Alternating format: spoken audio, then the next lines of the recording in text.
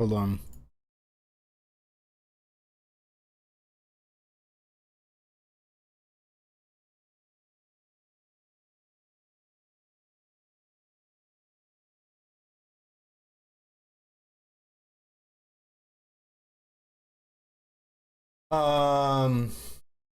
Fuck. I'm not gonna be able to get rid of that.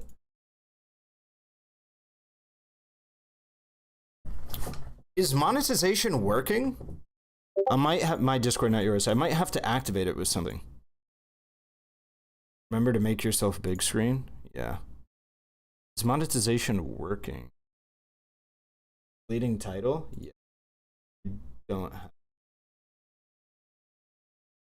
any of this shit set up.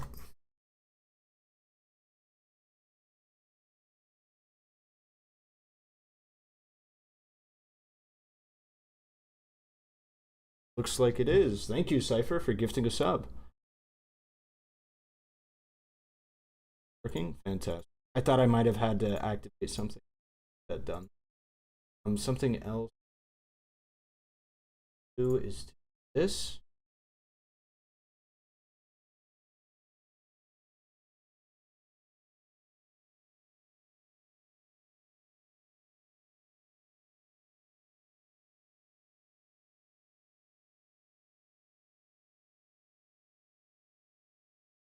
So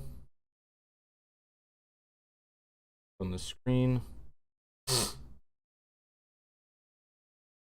All right. Get it on.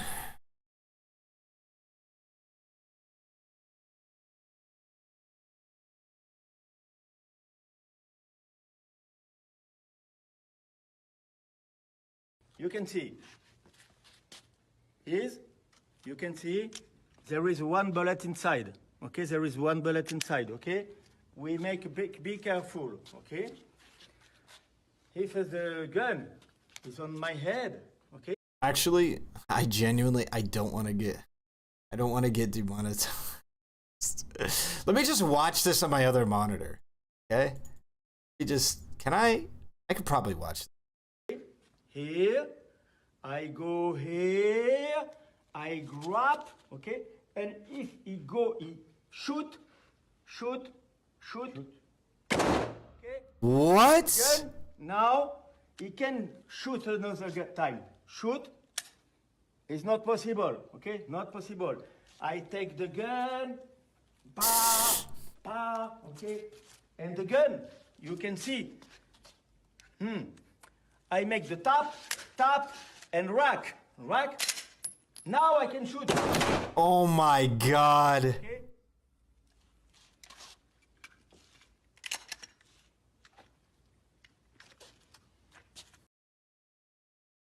Yo, that's horrifying, dude. Yo, Marcus, welcome to tier 3. Thank you, Irby, with the tier 1 as well. Sorry for the gift. I thank you so much. Good to be back on YouTube and not be hindered by the Matrix. And for consequentialism, like if everybody acted in a deontological way, doesn't that kind of maximize our good consequences for society in general? Seems like it, maybe. I don't know. That's where I'm at. So there's a third category of normative ethics that's the most cucked loser category, where you don't have any good rules, and it's called virtue ethics. And all you say is like, oh, let's all be good people, because you're like too retarded to actually like say anything of value. And I think that's where I'm at right now, a virtue ethicist. So just like find some virtues that you think are good and then try to like live by that shit. Okay. Yeah, there you go. Is he actually? Yeah, it's kind of nerd shit, isn't it? It really is. Doesn't feel good to talk about it, does it? No, why don't we talk about gender? Because I think I'm becoming a transphobe. And maybe you can help me. Well, welcome really? to the camp. Okay. Hold on, there's a good camp. It's called Transmedicalism, okay? It's based, we can fight hard for trans issues here, and then you can still make fun of all the cringy, non-binary white people online that feel like they don't have anything that they can complain about, so they assume some trans identity in order to have something to complain about. Transmedicalism, that's the winning position, okay? Are you actually like a transmedicalist now then? Literally. Yeah, so my personal opinion is that in order to be considered trans, I think you have to have some form of gender dysphoria. If you don't, then you're LARPing. Some people would consider that transmedicalist, so if that's the case, then I am a proud transmedicalist. That's actually wild. I had a similar thing on my stream earlier, before even knowing that about you. Basically, you know, okay, long story short, right? Long story fucking short. Okay. I feel like I've been misled by progressives on this issue over the past couple of years. Okay. Don't know if you feel the same. No, not misled, but they got way too fucking extreme with it. Where have you been, The thing that bro? I was arguing against a long time ago that I think is still... I was demonetized on YouTube, and they were legitimately, I believe, censoring my discoverability, which makes sense. You don't want to, you know, algo boost people that are demonetized and aren't going to make you money. So I felt like I was being targeted or, you know, against the algorithm. So I was like, fuck this. I'm just going to go to kick.com. Went to kick.com. It's actually a great place to be. I'm going to be streaming on kick.com, maybe dual streaming, YouTube Kick. So did you move in yet with Darius? No. I have booked my flight. I'm going to be moving in on the 19th of this month. So 12 days. I will be in Darius's spot. I've already got the flight and everything. Why demonetized? I was demonetized because I was posting other people's content. Was it? Like they thought that I was just taking other people's content and posting it. And a lot of the advice I got was, because everybody does that shit, you know, it's literally the meta to just take other people's content and like put your face on it and repost it. So I was like, why the fuck am I being targeted? And what people are telling me is I should have my chat on screen and my face be big and the cam or the content be small. I had a similar issue that I ran into for Twitch, and this was the solution as well. Twitch at one point said that they didn't want me in the partner program because I was reacting to content too much. And I looked at like people like Bastier, who were partnered at the time before me, and I was like, what the fuck? He reacts to content all the time. And then I realized, oh, the secret is make it small, make me big, and, you know, have something else on the screen. And so, yeah, I think they're right. Are you still going to be going to the dermatologist? I am. I'm going to be actually going to the dermatologist the same day that I am going to be on the WIC panel about some shit. I think that's what's happening. I think WIC is setting up his panel. I think that's a secret. But, WIC is setting up a panel about consent. And I'm going to be on there. Teaching women how to say no. It's the name of the panel. And I'm going to be on there. I think it's the same day. So... exciting stuff. So I have a talk with Kidology tomorrow, which I might do on YouTube, honestly. I think it'd be fun to do it on YouTube. I have a talk with Kidology tomorrow at 3 p.m. EST, I believe, 3 p.m. So I will probably be streaming all the way up until and then through the talk. So normal time for my start stream and then... do that. So as long as you're here for my stream tomorrow, you should be here for the... Let me double check when that is. Yeah, 3 p.m. EST tomorrow. So noon PST, noon my time. It's going to be it. If you thought about going on Accutane, I'm going to, and I can't deal with my acne anymore. I don't have a problem of occurring acne, like acne popping up on my face. I have a problem with acne scars. You can't see it super well, but I don't know, maybe you can. But I have acne scars. I have scarring on my face. That's quite bad. I want to see if I can't get rid of that, or if I'm just going to have to pay for surgery to be able to get rid of it. Do you agree with Destiny that Kidology isn't an incel? She's just picky about her sexual partners? Well, that's what we're going to discuss, and we're going to find out. I had an issue with Kidology's definition of femcel versus incel, or that women can be incels, when she had made her original video like 2 months ago. I had an issue with it. It wasn't that big of a deal. I didn't consider it to be whatever, but it definitely got heightened in the post-conversation video that she did of Destiny. Like, the conversation she had with Destiny wasn't whatever, but like when she solidified it inside of a video that she posted after that conversation with Destiny, I was like, oh, okay, we gotta talk about this. So that's what we're doing. We're gonna have a conversation about it tomorrow. Hey man, I appreciate your advice last month. Plowed 3 girls, treating them kind of terribly, and it's sad, great. And it's sad, great. Appreciate your advice last month. Plowed 3 girls, treating them kind of terribly, and it's sad, great. I don't know what it's sad, great is. Well, if you think that's my advice, then unlucky. Stupid that was this part of the road that progressives went down was something called self-ID. That should have never ever been accepted by anybody ever. It's a ridiculously, absurdly stupid position, and the only people backing it up are either fake trans people or psyop. Chemical peels can reduce the holes and scars, but they're pretty pricey, and you may need more than one. After that is laser, but it's way more expensive. Yeah, I don't know. If I had to put a price to it, I think I'm willing to pay up to like $6,000 to remove my acne scars. I don't know if that's actually how much it'll cost, but I think like $6,000 is a decent amount. I'd be willing to. Any more than that, and I think it's too much.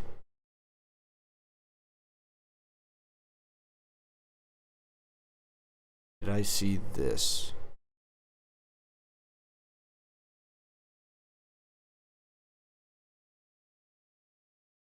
I didn't really understand what erudite meant inside of this post. We'll get it up on the big screen. I didn't really understand what she meant inside of this post.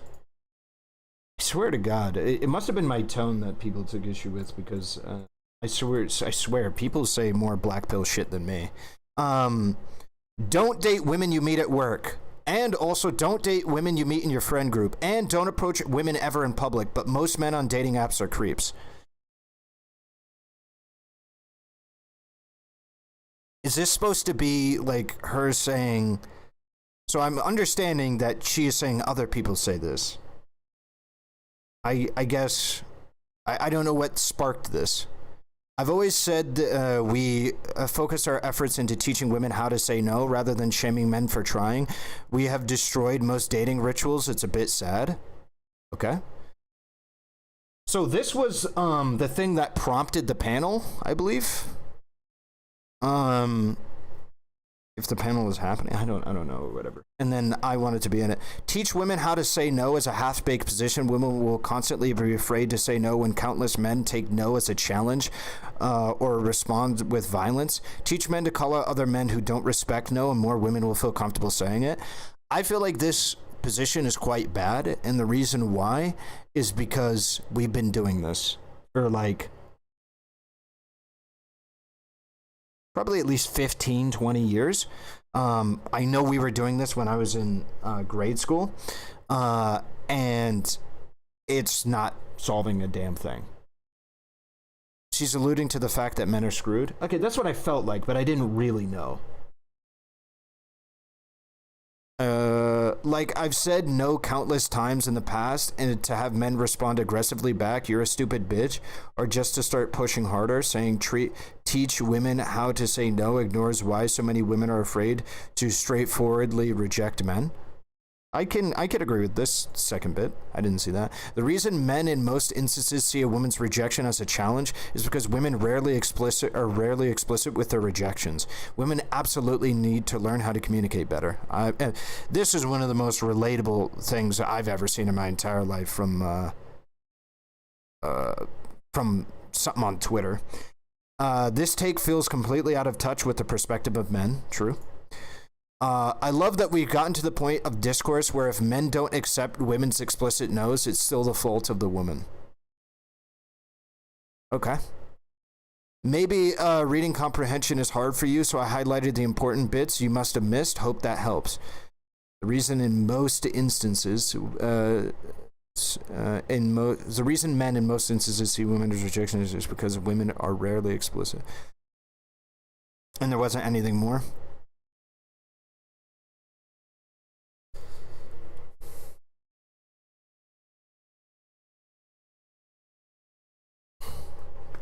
So yeah. I think that this shit should be solved in like 2 seconds. I think after this was the tweet that I said I wanted in on a conversation if it was going to happen. Wick was like, yo, would you want to talk about this pixie or whatever? And I was like, yo, if you set something up, let me in.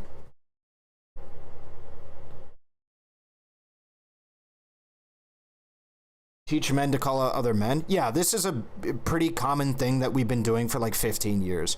Hold other men accountable. We've been saying that shit for like 15 years. Okay, there's clearly something more that needs to happen to be able to solve the problem. I had a talk with Brianna Wu, and I think she was in the right headspace. I think she had the right idea. I don't think it comes down to just like whatever. I think most of the people that do this shit are not doing it maliciously, so it's not like a call out whatever thing is going to solve the problem. Back to the transphobia. What's up, Lesson So? Trans people that are just here to make all the real ones look bad. But yeah, self-ID was the biggest mistake ever. It was so stupid. No, Did you hear about the rapist in Scotland? The Scottish rapist? No, but I'm sure there are a lot of them up there. It's a pretty cool place, right? I'm just gonna go. Okay.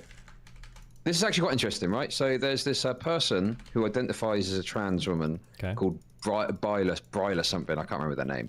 They've also got like a dude's name as well that people call them because there's a contention. Anyway, point is, they get prosecuted for rape as a man. Okay. As soon as they're prosecuted, they come out as a trans woman. Based. Now, there becomes a discourse because Scotland has just passed this legislation, which is gender ID, which makes it like easier to go through the administrative process. Loaderbox knows all about it because he's a fucking... Yeah, it seems like people are talking about different circumstances. No, I mean, I just feel like everyone's talking about the same thing. Like, I talked about it with Brianna Wu. It's super simple. Women should be more comfortable being direct. Men need to give women the space to be more direct, meaning that we need to stop snapping at women when they do this. Mindwaves is right. Part of the reason why men snap at women who are more direct is because we're so not used to it or whatever that it's a fucking jarring experience, and it feels like you're being attacked when a woman is direct with you because women are never direct with men. So, like, I feel like I'm under fucking siege when a woman is direct. It's like, Jesus Christ. So women need to be more comfortable being direct. We need to give women more space to be direct. It's not like rocket science. You know what I'm saying? Like, I feel like this should be a 30-second conversation. You know what I'm saying? I don't know. Casey, thank you for the tier 4 subscription. Stepping it up a notch. Thank you. Happy to be back. Remonetized. The Matrix has stopped coming down on me. You know what I'm saying? Calls for likes now that you're not being suppressed. True! Like the stream. I got 105 of you inside of the chat room right now. Only 26 likes. It makes no goddamn sense. No goddamn sense. We should be able to bring it up to roughly 60. Should be the goal from right now is to be able to get it up to 60 likes. I would appreciate that greatly. Weaponized Discourse says, well, Pixie seems to be talking about a very extreme attack situation where direct communication wouldn't matter.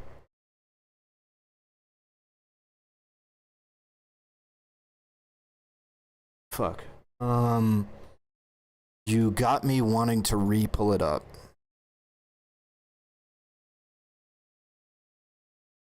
Let's pull it up again. Let's get it on the big screen.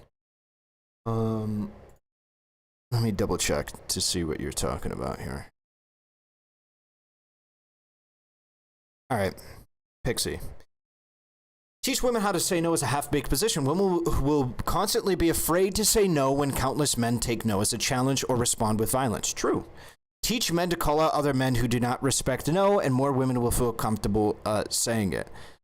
I feel like, again, I don't feel like this is the solution. I don't think the solution is to call out men who don't respect no. I feel like Mindwaves later puts it that what we should do is we should try and find ways to make men more comfortable, not just like, oh yeah, you're a piece of shit for not respecting no. That hasn't worked. What it is we just need to like normalize women being assertive. Like, hey bro, I know she was like very direct with you and she kind of like came off as a bitch or a cunt, but she's just saying no. Like, she isn't saying, no, you're the grossest person I've ever seen in my entire life, you fucking hideous scumbag, short manlet or anything. She just said no. Okay. I think that is going to be more of how you do it. But anyway, like I've seen, so this bit I think is going to be maybe what you're referencing. Like I've said no countless times in the past to have men respond aggressively back, you're a stupid bitch, or just start pushing harder. Saying teach women how to say a no ignores why so many men. I don't think this does speak to... Glad your channel got monetized again. I clicked the like for it. Thank you so much. We're up to 50. I think we can get up to 60. I believe in you. I think we're capable of doing it. Seems she's a very extreme attack situation. I don't think this is... You're a stupid bitch. I don't know how commonly that happens, but I think that's not super uncommon. That if a woman is direct and says, no, I don't want to sleep with you, no, I don't want to do anything, that a guy responds with, you're an ugly bitch anyway, or something like that. I've seen that a ton. Not for sex, but even for shit lower than that, right? We've all seen the guy who says that shit whenever he asks a girl, hey, yo, can I get your number? And she's like, no, I don't want to give you... Well, you're an ugly hoe anyway. We've all seen it. The start pushing harder thing, I think, is very common because of what the brother Mindwaves brings up. It's because women rarely are explicit. That would be why a lot of men, I think, keep pushing. Is because they think that they're playing hard to get, which, unfortunately, there is a fair population of women who do that. And it does make kind of muddy the waters and is a bit of a mind fuck for both men and women, right?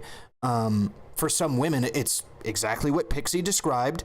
Fuck, I just said I was putting out big no vibes, right? And they started to push harder or whatever, but yeah. And do this.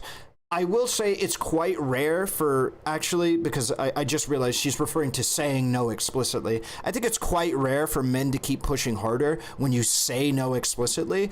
I think what will typically happen is women will feel like they're communicating no. Can we get the link of the weird dude who was doing the shit with the 17-year-old girl at the thrift store or whatever? Like that, I feel like is far more common. Oh, here, let me get rid of this chat group thing. I feel like that's far more common, where a guy will walk up to a chick and he'll be like, hey, what's up? Like, you know, are you single or some shit? And she'll be like, yeah, I'm not really interested. I'm not really looking for anybody right now. And they'll be like, cool, cool. And they'll just keep going. They'll keep trying, even though she's putting out no signals, like obvious no signals, because they don't really get it. And they think like persistence is key, because with some women, legitimately, they will like it for you to continue chasing, and so they get mind fucked. So I kind of agree with Mindwave's shit in a little bit, but also not. I don't know. I guess this is an extreme scenario, and nor is why how many women are afraid to straight up forwardly reject men. I mean, in most scenarios, if you reject a guy, nothing will happen, outside of maybe he'll call you names. Like, that's 99% of the time, nothing will happen besides him, like, calling you names. So the fear, but the fear doesn't go away. I think there's a lot of women who are afraid of being physically struck or something like that, or some kind of physical retaliation if they tell a man directly no, especially to offers of sex, especially if they're alone together. So, yeah.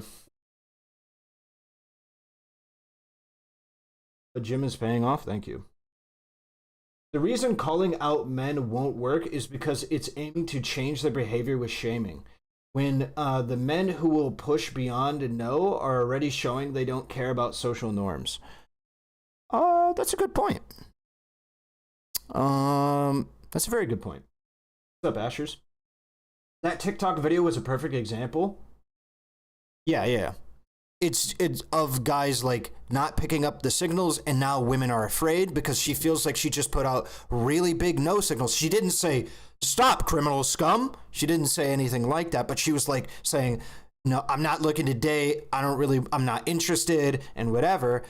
And it's not technically a no, but like to a lot of people, it's going to come off as a no. And so it's just kind of fucked.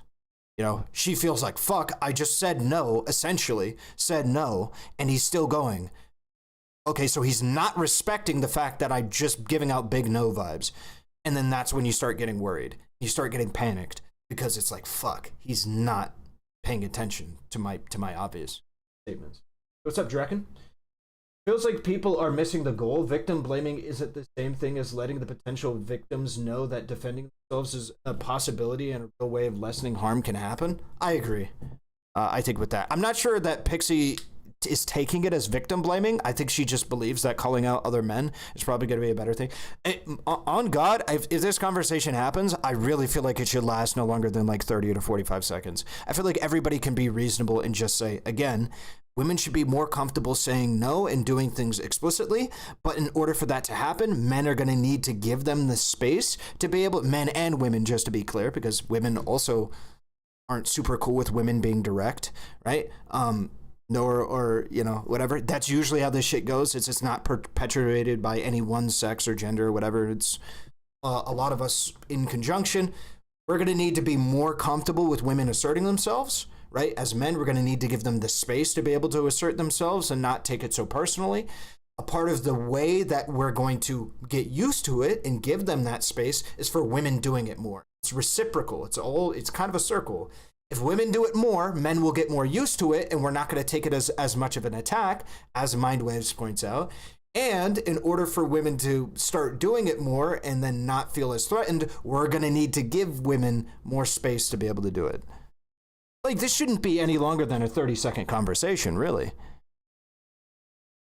It's like people are unironically okay with more grape and stuff. Yes, potential victims act like it's hella important for you to not be graped, and yes, grape or stop graping, yeah. When somebody is ignoring my signals, I stop the entire interaction and have a talk with men. I'm autistic, I have to be direct, and that sounds base to me. I prefer that kind of a standard of communication, but I can understand why some people would be jarred by it. Nerd on this shit. Anyway, the point is there's this contention because it's like you've got this new self-ID thing, but then you've got someone who is a man transitioned to be a trans woman after being prosecuted. Which prison do they go in? Like, which prison do you think they should go in? I think if you want to be in a trans prison, you've got to show like a history of like trans stuff. That's not some shit that you get to fucking check a box and opt into on fucking day. I agree with that, but I even think many different people who are not self-identifying as, I shouldn't say self-IDing as transmed because that's not technically what he's doing. What he's identifying is as transmed, as some people have tried to label him. So I think so let's just be specific. If you believe the only way that you can be legitimately trans is if you have dysphoria, I still believe that if you fall outside, or if you're pro self-ID, I should say, if you're pro self-ID, I still think you can have the same position that Destiny does, right? Because I'm kind of for self-ID right now. I would love to have this discussion about whether with the rights and wrongs of self-ID. I'm self-ID, but I do not believe that you can just go, I'm a woman, and then go into a prison. Because if I'm going to prison, bro, I'm going to a woman's prison, 100%. Going to a woman's prison. If this shit hits America, that's absolutely what I'm doing. I'm not going to a man's prison. Fuck that shit. But I believe that you should have a history of like this being the case, you being trans, you identifying this way. And if you can show a history of that, I think then you should be allowed inside of the prison. What happened with FD, I just came into the stream. It's my fucking picture. I need to like change it to the default picture. Unfortunately, it's really hard to change the thumbnail on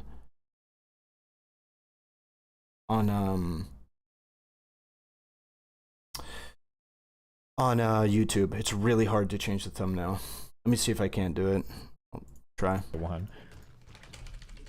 So that was the nature of the conversation. It was like, should they go in a female prison? Should they go in a male prison? And obviously the issue is, if you put them, and they've now in a male prison, ended up in a male prison, but then that really fundamentally obviously disputes the self-ID concept, right? Because, well, how can you do that? Because they say they're a woman, you believe in self-ID, you should believe they're a woman. So they should go in the women's prison. So that's like an issue of like where progressives have pushed this self-ID thing to some level. Yeah, I mean, it's super simple. Like, self-ID is just a hilariously fucking stupid concept, and no real trans person, like, real trans people should be appalled by the concept of self-ID. Because what self-ID philosophically asserts is that being trans is not real. It just matters what you call yourself, which I don't believe that to be the case. I think trans people are real, and I think that being trans is a real thing. But self-ID asserts that there is no underlying fact of the matter about whether or not you're trans. What comes down to are your verbal utterances, which is absurd. I'm not sure I agree with that. So I understand what he's talking about, and I got in hot water for a debate because I didn't fully commit to the self-ID. Here's how it went. There was a discussion that I had, I believe it was with No Comment Chick, and it was about self-ID with Steven Crowder, because I believe Steven Crowder dressed up as a woman and went to like a Planet Fitness and tried to like fuck shit up, or like a gym or something, and like nobody cared or whatever. But they did that, and I said, do you, No Comment Chick, do you believe that he was a woman in that moment? Because he said he was a woman. And I think they said yes. And that was like the contention. And I was saying, what I was fighting for is that we should be able to look at certain people that are clearly not trans and are just doing it for like a joke or a gag and say, you are not trans. Self-ID isn't God. I can look at you and go, I know you're doing this for explicitly X, Y, and Z reason, and you're not legitimately using this as an ID. And so I refuse to acknowledge you as the gender with which you say you identify as. You know what I'm saying? Like, I believe the reason why I'm pro self-ID is because I don't think I can jump into somebody's brain and then know what processes they're using. But if they fully explain it to me, then self-ID is not king. If somebody looks me in the eyes and goes, I am trans because I say I'm trans, and the reason I say I'm trans is because I want to go into a, like, I don't know, male-only prison. I'm a woman, and I want to go into a male-only prison. Okay, you're not trans. Don't care. Don't give a fuck what you say. You're not trans. Next. Hey, it's just self-ID is kind of because I don't want to interrogate every single trans kid or adult, it is the best way to do it. You understand? You get what I'm saying? You get what I'm saying? I'm not speaking another language here. By the way, when Voosh covered the grape trans person case, he found some articles suggesting that person had actually started transitioning before the judgment. Not sure if it's true. How much earlier than the judgment?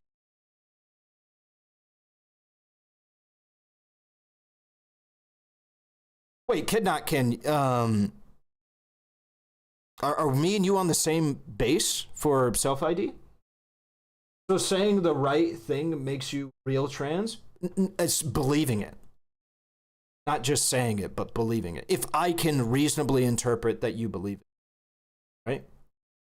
I think so? Okay. Yeah, it's just like self-ID is okay because I don't want to interrogate every single person who identifies a specific way. It's like being black, right? Or something like that. Somebody who doesn't pass as black or whatever, I still might be able to identify as black, but I don't want to interrogate them about every single fucking aspect of their life to figure out whether or not they qualify as black. But if I were to do it, I probably could. I could probably go, yeah, you know what? You're actually not black. I probably could do that. But it's not something that I care to do. Like, for instance, Logic, who's half white, half black. That guy passes as white. He's a pretty obvious white guy. But like going through his experiences sounds like, you know, I wouldn't have a problem with Logic identifying as black, honestly. I want to say 2 years, but I had to check to make sure. 2 years? Oh yeah, that would count for me. But even beyond overt things like Crowder guy making a joke, couldn't a person be confused and not actually be self-ID as trans incorrectly? Absolutely. But that's not my job to deliberate. That's not my job to make the difference between those things. That's not my responsibility. Unless they want to make it my responsibility. Wouldn't some legitimate trans people not fully believe that they're trans? Yeah, I don't think you have to fully believe it. It's like whether or not you're overtly just doing it for like a malicious reason. Like if you're confused and you're like trans or whatever, you're trans to me. But it's whether or not like I'm just doing it for like a win. Like, for instance, somebody says, let's take an example right now. Let's say somebody in chat was like, you shouldn't be talking about this topic because, like, I don't know, cis heterosexual, or sorry, not cis, but like women should be at the forefront of this conversation. I go, okay, cool. I'm a woman. Like, everybody's going to know I'm not actually a woman. I'm just doing it for the debate, right? Everybody knows I'm just doing it for the, no, guys, I'm really a woman. Yeah, everybody knows I'm just doing it for the camera at that point in order to get through on that debate. Those instances, you're not trans. But like, if you're confused, you don't really know, you're not really super confident, you can still identify as trans. I ain't got no problem. It's whether or not you're just obviously maliciously doing it for like whatever purpose. Like, you're not trans. It's nuanced. I feel like self-ID for the individual in their inner circle, but macro, nah. I think Desi is making a false dichotomy between self-ID and actual trans people. Do you want to talk about it? Because I could potentially agree with you. And this is complicated. I really, like, trans issues was one of the first issues that I really enjoyed talking about on stream and stuff like that, because it is so complicated. And especially growing up when I was like 18, I was deeply interested in it because it was a really good litmus test for critical thinking. Because if you were pro-trans and like when I was like 18, you were a pretty critical thinker, especially where I was growing up. Like 90% of the time you were just called the F slur if you even hinted at the idea of being trans. So if you were like, actually, these people are legitimate, it was like a really good barometer for critical thinking. How times have changed. Now it feels like you can kind of mindlessly support trans people and you can mindlessly hate trans people. So, yeah, but it was a really good litmus test for critical thinking before. So do you, if you want to hop in Discord, you can, Kidnat can, or you can call me directly. You can do whatever you want. I don't think you should question every trans person you see, but as a society, I think we should have a bare minimum divide between with dysphoria versus self-ID. What should that divide look like? Because I could agree with you. I think that trans people with dysphoria are different than trans people without dysphoria, and that distinction is worthy of like a different title. I think the lived experience of somebody with a trans person with dysphoria is going to be significantly different than the lived experience of a trans person without dysphoria, so much so that it could warrant a separate categorization or classification. Yeah. I believe that. How do you think this relates to gender abolition? If closed parents' behavior were socially acceptable for all sexes, would be dysphoria?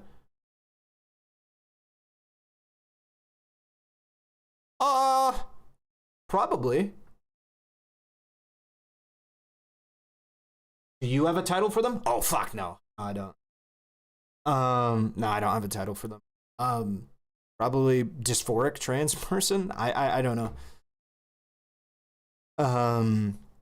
What is dysphoria? Isn't it a vague thing? To my knowledge, the medical definition of dysphoria is when you're something about the way that you are or you view yourself is so disconnected from the way that you currently exist or want to be that it causes you severe emotional distress to the point of not being able to effectively form relationships, friendships, complete work tasks, or daily chores.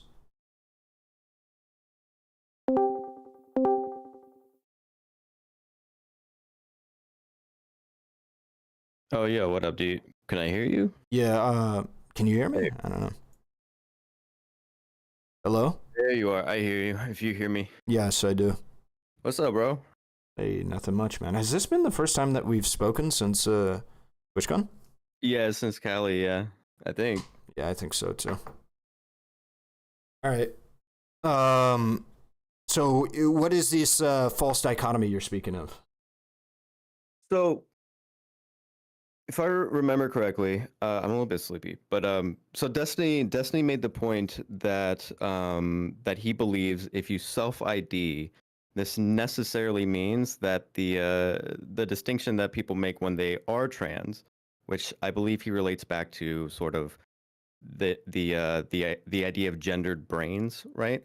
And how like if someone is a trans woman, you can tell that their brain is more so similar to like a woman's brain, or I guess is the understanding. I don't think that's necessarily true, but I don't know if he said that in this video that I've watched up till now, but I know he's talked about it before.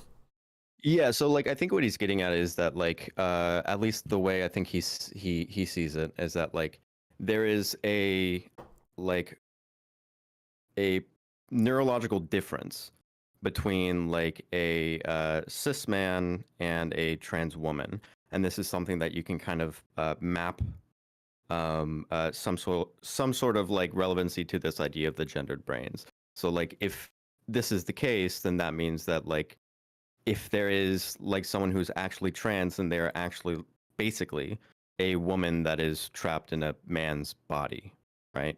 I believe this is the idea that he's kind of getting at.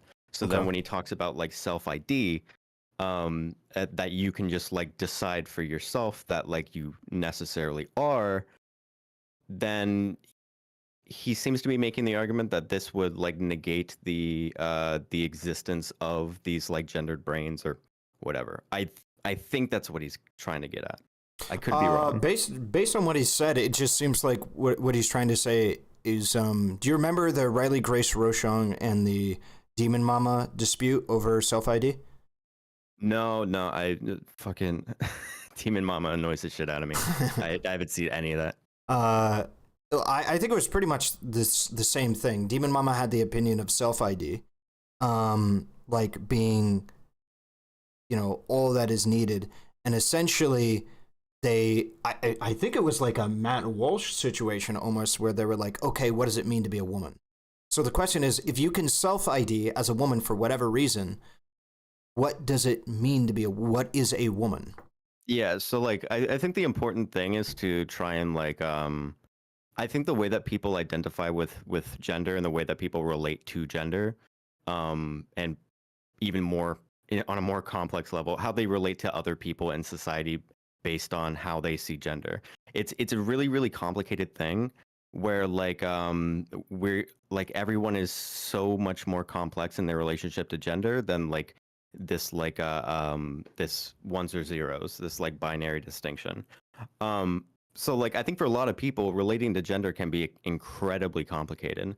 And so when people are trying to give language to this complicated set of dynamics, they'll sometimes, you know, say that they relate more to like the woman's gendered experience and relate that way, or maybe maybe some other way, and they're trying to find other words to describe how they relate to their gender. And I think if people are speaking in a way where it's like they are trying to convey to you how they exist in their body and relate to the outside world, I think you should kind of take that at face value for whatever it is they're trying to communicate to you. But if like, obviously, if there's like no signs that like this is a thing, that they're not actually communicating to you that this is how they perceive themselves in society, then it's going to be like, all right, well, what exactly are you saying? Like, what are you saying when you say that like you are like a woman? Like, what does that mean to you, right? And I think it's pretty easy from that point to kind of suss out if people are like fucking with you or whatever, right? Mm-hmm. Yeah, I think I tend to agree with you where you're sitting, that I think the negatives of self-ID is just the idea that some people might maliciously use self-ID, but we can, if needed, try and suss out like the Steven Crowders who are obviously saying, oh, I'm a woman, and like just like making fun of doing a caricature, right? Right. And then like there's also the weird like Xenogender stuff where it's like if I tell you I am a man, I identify as a man, I'm telling you a series of different ways that I engage with society around me, how I see myself, how I fit into the space, etc. If someone is like, I use specifically like these like xeno pronouns or whatever the fuck, it's like, okay, well, what does that mean? Like, what do you mean by how you are relating to society? And so like it gets incredibly complicated. But like I tend to, when people tell me generally how they feel about how they exist in society, just like pronouns aside, when they tell me this, I try and take it at like face value, you know, because it means something to them. They're speaking it and they're bringing it into the world because it is sort of emergent to who they are. And so like I think it's more important to kind of suss out what that means to them, how they fit into society, and talk about that. I like the Xenogender stuff gets weird. Yeah. But like, yeah, So I think it is really like kind of like that. So then a question for you, because you talked about, you know, the information that's gathered if you identify as a man.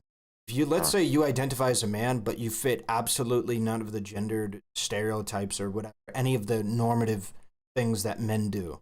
Yeah. Do you still feel like that fits within your model of self-ID? That's okay. It depends, I think. So like if I don't fit any of those qualifiers that would like be described as like manliness or whatever you want to call it. But I think there's many different. I think we're conveying so many different things when we talk about this. So like I might not fit all of those characteristics, but maybe I'm telling you that like I was raised to be a man. So like I identify with all of the like markers or branding or whatever the fuck.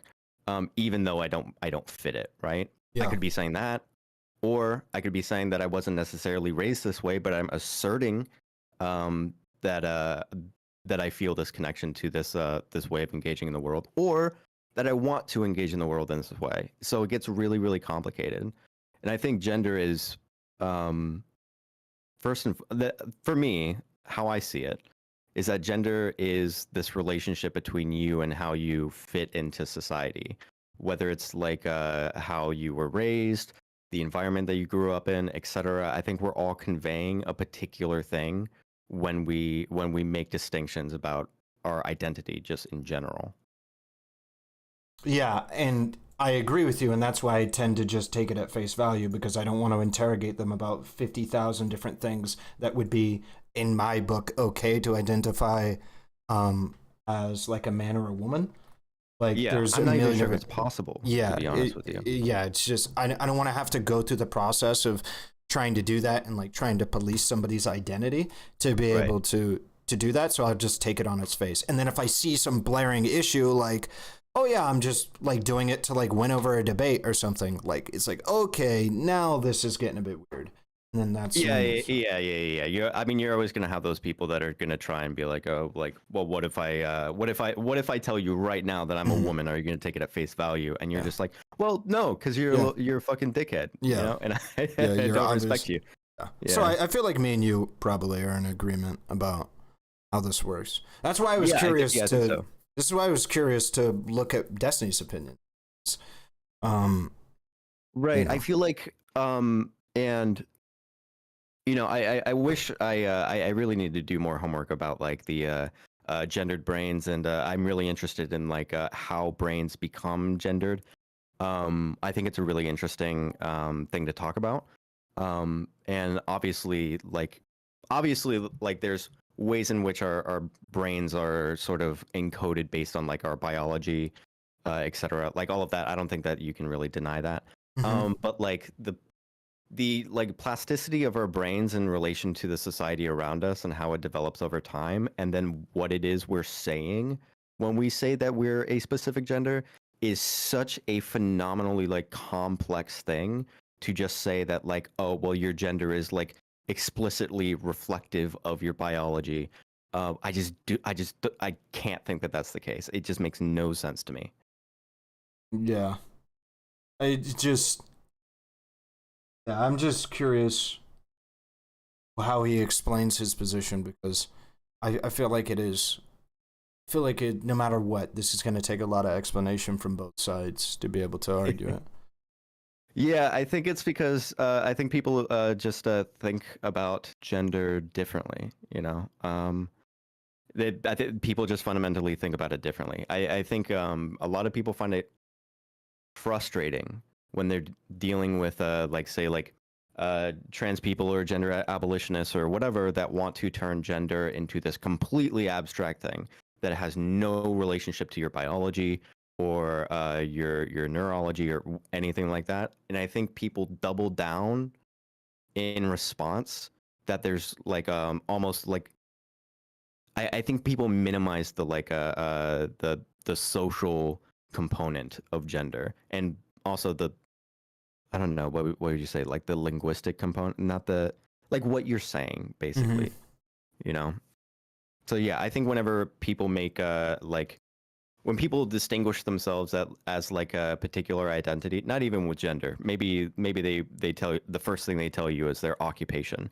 Well, they're telling you very, very specific things other than just their occupation, right? Like they're trying to get you to see them in a very particular way. And I think the same thing exists with gender as well. I think this is why some people get sick of their names also, and like will change their names. It's because we want to be seen in the most honest way possible most of the time. Yeah, I think that's probably pretty. It's just there's gonna be interesting ways that I guess. What I'm thinking about is the thing that interests me is from Destiny's position. If he believes that you need dysphoria to identify as trans, do you need dysphoria to identify as cis? Like, if I were to identify, for instance, I'm a man. If I were to identify as a woman, it would cause me dysphoria, let's say. Is that required for me to identify as a man? I'm not sure if I understand the distinction, because the dysphoria is sort of like the discomfort of being within that category, right? Is that how it's defined? I thought at least how Destiny typically would describe it is like the medical definition of dysphoria, which to my knowledge is discomfort to the level of not being able to operate effectively in society. With anxiety, depression, or unease. Something that prevents you from being able to complete day-to-day necessary activities. Yeah, so like I feel like dysphoria would be like a good marker to know that something needs to be dealt with. That like something needs to be adjusted for you to, get over your dysphoria. I'm not sure if it's necessary. I'm not sure if it's necessary for a trans person to feel dysphoria at all. Well, what I'm saying is that's what he's saying. Is that it wouldn't make sense to me that like I don't know. I feel like if we are working on this idea of gendered brains, and maybe I should like look into more studies on this, but like if it is the case that like brains are gendered in this way, and you can tell neurologically that someone like maybe they say that like, you know what, I feel like a woman, their neurology kind of matches more so with like the woman's gendered brain, but do they necessarily feel dysphoria? That's the thing that it wouldn't make sense to me. I mean, I feel like it would be case by case. You'd have to assess that based on their ability to complete day-to-day tasks while not living whatever reality that they believe would be that would resolve that dysphoria, that feeling.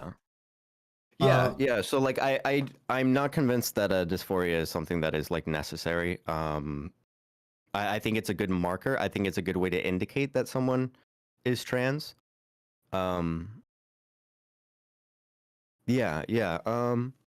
It's interesting. I think because there's also like just when it comes to gendered brains, like of course, like when you see these markers of dysphoria and people with brains that are more so aligned for like a feminine brain, if you have all of these markers, it's really, really easy to point it out and be like, look, see, easy, boom, this person is trans, right? But like, I'm not convinced that everything is just like this straightforward. But I don't know. It's an interesting conversation, but yeah, that's why I'm like half ready to like just straight up talk with him about it, I think it'd be interesting to dive into it and figure out his thoughts, because I feel like if he is saying in order to be trans you need to be dysphoric, I feel like in order to be cis you would have to be dysphoric about not being cis. You know what I'm saying? Like, well, if it is necessary for me to be able to identify as a woman, for me to have dysphoria about being a man, why is it because I was born a man that I get to be a man if I don't have dysphoria about being a woman? I feel like I would need dysphoria about being a woman in order to identify as a man, even if I'm a cis man. With the logic. Well, I mean, so like dysphoria would be like a psychological state in regards to like how you actually like exist in that moment. So like it would be like a theoretical dysphoria. Yeah, right? correct. Like, it would be a theoretical. It would be that in theory, if I were identifying as a woman, it would cause me significant dysphoria. Or just, sorry, dysphoria. Yeah, maybe. I don't know. I have no idea how you could ever test for that. I mean, you can have a general idea of like, I mean, you can never be 100% precise, but like there's, like Steven talked about, he doesn't really care about, you know, his gender identity. He doesn't really have a great attachment to it. So I could just use him as an example. Like, could he identify as a man? Because according to his own testimony, he wouldn't really care about if he was a man or a woman. He said he wouldn't. So you were talking to someone the other day who says that they're gender fluid and some days will like identify as a man, some days identify as a woman.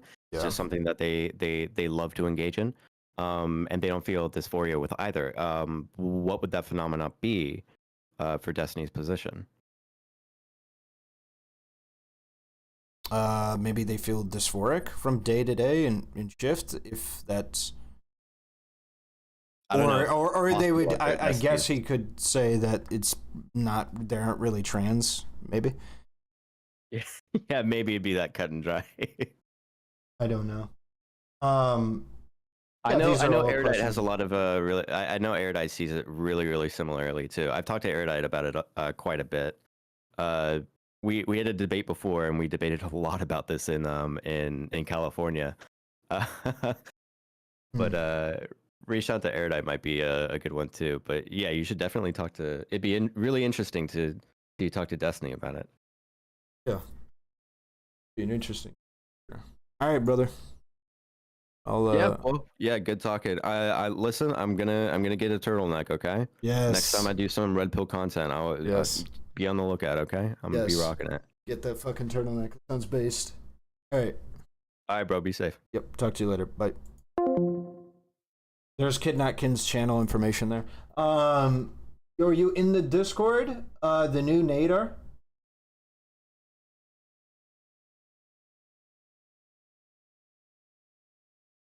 You're gonna need to talk to me. That's the point of you getting in Discord, is I'm gonna have a talk with you.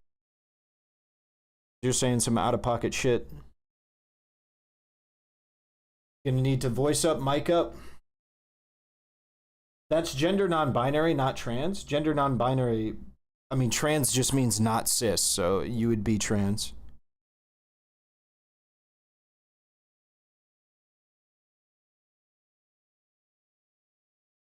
Okay.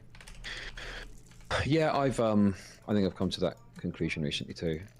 The other thing I'm becoming transphobic on is the topic of trans kids. Yeah. Yeah, I mean, I can help you with that one. I think trans kids are totally fine. No problem whatsoever. We just need to have like a good process by which we do therapy and everything. The relentless affirmation shit, that ain't it. That can't be the answer. It sounds like really, maybe this actually does sound super transphobic to some people, but like, I would be super uncomfortable with my kid exploring like any of these trans things if I knew the ideology of like the professor or the researcher or the therapist or whatever, depending on where they were at, right? Like if I walked in and my kid was like talking to a therapist and they had like neo pronouns like written on the board, like I would pull my kid from, I'd probably pull my kid from that class. Okay. Did you see the recent controversy about this BMJ article that came out? I don't know if you're familiar with that. No, what happened? The British Medical Journal released an investigative report which talked about trans kids, about the Tavistock Clinic, where they had essentially what we're talking about, this kind of affirmation at the forefront of it. It was about affirmation first, like a heavy emphasis on going onto puberty blockers, which they then found like led a higher proclivity to them. I think trans means other gender. Non-binary means either or no gender, right? Yeah, but I mean, well, trans just means not the same. It means different. And going from being a man or a woman to anything else means you're trans. At least this might be a semantic thing, at least, but at least how I've come to know it. Like, if you are any other gender than what you identified at birth, you are trans. Transitioning after, you know, these sorts of things, basically. So they basically like realized, okay, this isn't really going how we want it to, and they've pulled back on it. The Tavistock Clinic's closed. The UK government is doing a big bit of research into trans kids. Yeah. You know, and for me, the big piece I took away from it is we've constantly spoken about how puberty blockers are just the correct thing for trans kids to have. But there's kind of research showing, from what I've seen, I can send you the article if you're interested, but it basically talks about how, you know, this transitional really just got that isn't shit necessarily correct. Like, the idea that if you don't provide puberty blockers, a trans kid will kill themselves isn't necessarily backed up by good data. Yeah. And therefore, talking therapy could be more beneficial and, you know, give a more accurate read on whether they're going to transition or not. Yeah, but you can't do that, right? Because talk therapy assumes that you aren't trans just because you say you are, right? So it fucks all the self-ID fucking nerds. Yeah, but I'm assuming, yeah, like you say, you would agree with like yeah, talking that therapy of in the course. first instance. Yeah. We have to accept, just as a, fuck me. I love you, buddy. Can I talk to you later? I'm getting a call by that Aiden dude. I think I have to ditch you, or my chat's Yeah, no worries. Okay, catch you there. Bye bye. Yeah, be careful. I love you, babe. Love you too. Bye. Ooh, he pulled a Lavloon. He ditched the loser 1K viewer Andy for the Giga Chad 30K viewer Andy. He pulled the Lavloon. Nah, I think they had a combo set up and everything. Also, he can just call him back. It's not a big deal. It's not like they had a panel scheduled or anything like that. I'm just fucking around. Wow. Hello? Hey, how's it going, buddy? What's up, man? How you doing? I'm doing great. Just hanging out. Nice to meet you. All right, wait. So we had a lot of people inside of my chat room that had trouble when I was going through my explanation of self-ID. I had a lot of people saying a lot of stuff. I was watching the chat while me and Kid Not Kin were in here. So, any of you want to get in Discord and explain the problems that you had with what I said? It's open for you. I saw like 4 different people.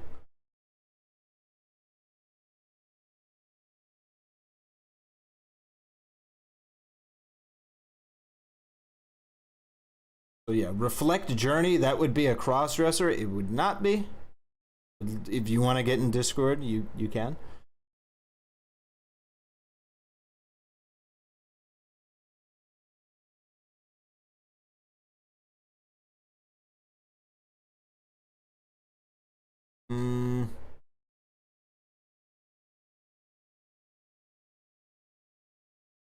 It wasn't me. Which channel, though? They're all empty. Join one, and then I'll drag you in. Is there any objective way for the rest of the world to know a person's gender, or is it all self-report? I mean, you can, like me and Kin talked about, you can make inferences, but it's going to be primarily self-report. Hello? Hey, what's up? Can you hear me? Yes, I can. Can you hear me? Hello? Can you hear me? Can you hear me? Yes, I can hear you. Hey, so, I don't know. How do you want to start this off?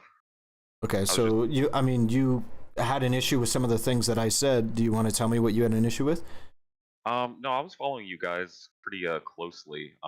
It seems like there's a big objection to Destiny's point, and I'm not a simp for Destiny, but he seems to take more like a kind of an effort type transness, where if you kind of present to the world as, you know, whatever you're, I'm sorry, female or male, then that would kind of lend itself to that ID rather than the self ID, which I think he has objection to.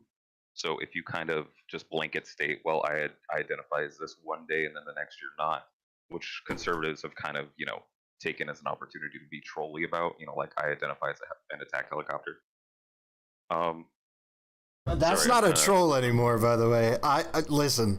That was the craziest thing. I'm just gonna go off for a second. That was the craziest thing. You know, I think it was Demon Mama and the Doe person had a conversation with Rem. I think it was Rem the Bath Boy. I have no idea who Rem is, but I know Demon Mama. Okay. And they said that that's legitimate to identify as an attack helicopter.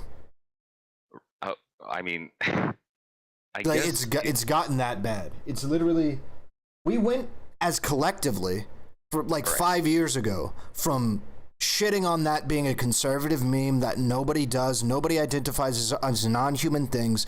This is a complete ridiculous, insane idea, right? It's men, women, and non-binary people. We only identify as people. And now we're at the point where it's like you can identify as anything you want. I had a debate with Doe about whether or not you could identify as Batman gender. You might even be able to find it on Destiny's Reddit, where I like memes of me referring to Batman gender. And they're like, yeah, you can do that if you want. And I'm like, that's insane. So I think the logic kind of right-leaning people are taking is that since we kind of want to distance ourselves from the biological only perspective, you get what I'm saying? That they're going to go ahead and say, well, then anything that doesn't derive from biology could be legitimized as an ID, kind of the self ID. So they're kind of taking it to like a hyperbolic end, even though it seems devoid of logic. It's like the ultimate end of that logic. So, you know, somehow attack helicopter becomes a legitimate ID. It's not the ultimate end. And the reason why I contested with it is on similar grounds that I'll speak to right now. That's not a gender. Okay, the problem is with the attack helicopter gender is that we're saying all identification is gender. All identification is not gender. All identification is identificate. That's what the word identification is, right? They've replaced the word gender with the word identification. And my definition of gender is as it relates with certain biological and social realities. Right, yeah, which is that there's with social world around in relation to correct, right. That's what it is. Okay, so you can't be turtle gender because that's not a sex or how it interacts. Right, it doesn't fall on the spectrum. Right, so like you can be non-binary, you can be a man, you can be a woman, right, and you can change how you interact with the world while still identifying as those things. So you can still have self-ID while also not having it implode into attack helicopter gender. Okay, well, yeah, but the thing I was kind of pointing out in chat, which I think was what you invited me afterwards, was if I don't know where you stand on the self-ID view. Could you reiterate that? Yeah, so self-ID is primarily about, hold on. Reflective journey, I'll talk to you in a minute. You can stay muted. Or just not speak, it's up to you. My position on self-ID is that I don't want to have to interrogate every single person that says that they're trans to figure out if they're actually going through an experience that I would believe is, that I arbitrarily believe is legitimate. And what I believe is like, maybe you're confused, you don't really know, you don't feel super comfortable being a man or a woman, and so you're kind of just like going with the flow and you identify as like non-binary or something like that, but you don't really know. I think you could still qualify yourself as to be trans. The thing that disqualifies you from being trans is if you're obviously doing it for some kind of material or like specific gain. It's what should be seen as legitimately trans is you are doing it because you feel as though you are more welcomed or more whole as a person. Honest. Yeah, it's a more honest reflection of who you are as a person if you identify as X, Y, and Z. Okay, so well, my only objection to that would be if a lot of times we see now like transgressions against people, misgendering. Oh, you misgendered me. So wouldn't it be enough if somebody self-identified as trans from the instant they self-identify? Wouldn't that be enough so that any misgendering against them should just be totally irrelevant? Like, I am what I am. What you say you know, you try to insult me whatsoever is totally irrelevant because I stand firm in my self ID. But we see that that's not the case. Like, I mean, constant validation is needed. Why is that the case? because it's pretty nice to have validation when people are trying to. But like, it is. But if you were to go up to a, oh, sorry, I didn't mean to interrupt. Yeah. So it's like, you ever met somebody who's like mixed racially, like racially ambiguous? Yeah. And do you not think it's like usually important to those people that other people identify them as a race that they identify with themselves? It kind of is, yeah. Yeah. So, I mean, the hope would be that all they need is their internal experience, but that isn't always the case because it's actually rather important to be identified as something that you believe yourself to be. Like that's a nice feeling to have. It's a good feeling to have, and it could feel rather annoying or frustrating or potentially, in some cases, dangerous for people to identify you as something that you're not. I get what you're saying, but oftentimes we're not seeing it being described as annoying. We're seeing it being described as like, you know, dangerous, like you said, and outright, sometimes violence. Apparently we're getting to the point where it's going to become outright violent where you misgender somebody. So, but my point that I'm trying to make is like, yes, it is nice to be identified as something that you already identify as, but like if you were to go up to, let's say a cis woman and you say you're a man, she's obviously like, she'll be like, yeah, sure, okay. She knows internally she needs no verification from the outside world that she is a man. So you know what? So I actually use that often as for the opposite reason. I actually don't think that's how that goes at all. Walk up to a cis woman and tell her she has manly hands and see what happens. She's going to go home thinking about that for like probably the rest of the week. Like, what do you mean? And then you're just like, yeah, you just kind of got like meaty sausage fingers, like very masculine hands.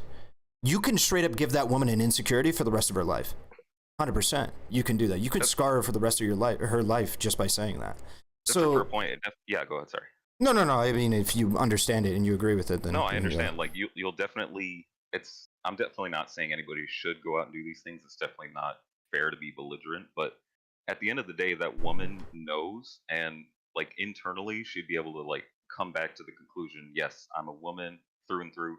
But if you go up to a trans person, for example, and you assail them by misgendering them, it's almost like a complete deconstruction of their entire identity. Why can't trans people just be like, you know, solid and firm? I am what I say I am. I don't need anybody. Yeah, no, I understand what you're saying, and I completely get where you're coming from. I think part of the reason why is because a lot of cis people have a lot of privileges, like what we just described, that trans people don't. Imagine not that your sausage fingers as a woman is what gets you targeted, but every single part of yourself as a woman, people tell you is very manly. Like every single thing that you do, right, is manly. Your hair, your eyes, your mouth, every part of you is manly. And then I think we're going to have a completely different perspective. I genuinely believe this is just kind of like a position that we have because we're so used to being 95% of the interactions we're identified as. Like, for instance, me, right? Very few things have I been told about me are feminine. And in that, when something is pointed to me as being feminine, for instance, I have very naturally, I'm not sure you're going to be able to see, I have very naturally long eyelashes. Like women have said to me, I wish I had eyelashes like you. Right. I have very naturally long, not full, but like long eyelashes. And part of the reason why this probably doesn't hurt me or feel weird to me very much at all is because every other aspect of me is pretty regarded as like masculine. I like being a man. I like being identified as a man by other people. And so when somebody's like, oh yeah, your eyelashes are long. You don't take it to heart. Yeah, it's like whatever, because that's like one aspect, like I know the rest of me. But if everyone was like your eyebrows, your hair, your lips, your fucking mustache, everything about you is so feminine, right? Then I'd maybe be like, I don't know. Maybe it's me. Yeah. But so, I mean, there will always exist.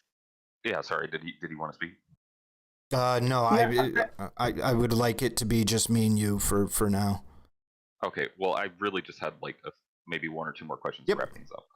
So if as long as you exist in a society, you know, for now it is what it is. You know, like some people are going to come up and assign different qualities to you, and if they happen to be outside what you identify as, you could take that as a transgression. You know, but so, but I just think it's so. What's the solution there? Do you have to remove yourself, or do you have to kind of impose a not that seems like very authoritarian, but do you have to kind of lure them into thinking the way you think? Like they're going to exist regardless. You know, we see with like the conservative types, you know, Brent, and they're growing in the online space. You know, like Brett Cooper and the Daily Wire.